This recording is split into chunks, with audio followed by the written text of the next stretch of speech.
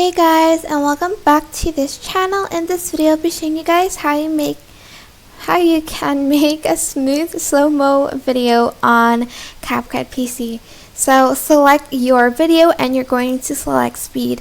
Here you're going to scroll it to the left to make it a slow motion, I guess, and you're going to select smooth slow-mo.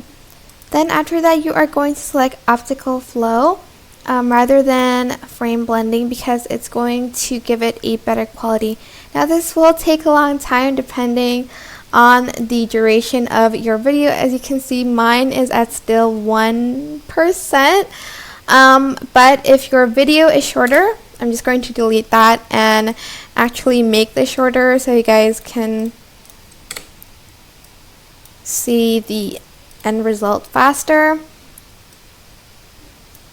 And then smooth slow-mo, and then choose optical flow, and hopefully it will process quicker.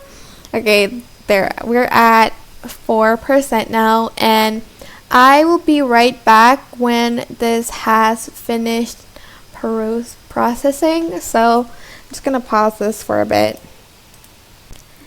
And we are back with the final result. As you can see, it has been processed. It's done. This is what it will look like at the end.